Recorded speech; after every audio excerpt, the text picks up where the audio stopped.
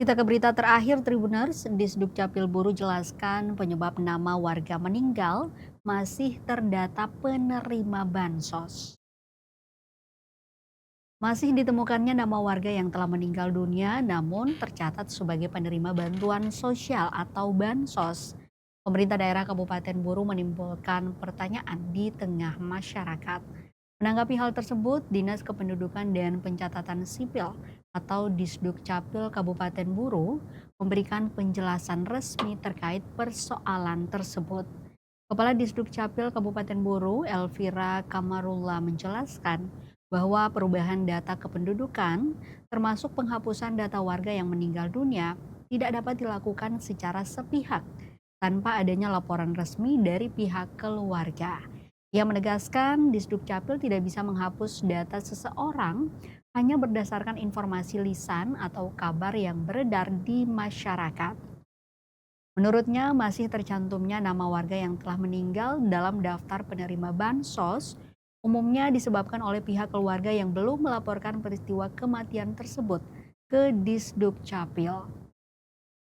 Ia pun mengimbau seluruh masyarakat Kabupaten Buru agar segera melaporkan setiap peristiwa kematian anggota keluarga ke Disdukcapil. Data kependudukan yang akurat, kata Elvira, sangat penting sebagai dasar penyaluran bantuan sosial agar tepat sasaran dan tidak menimbulkan persoalan di kemudian hari.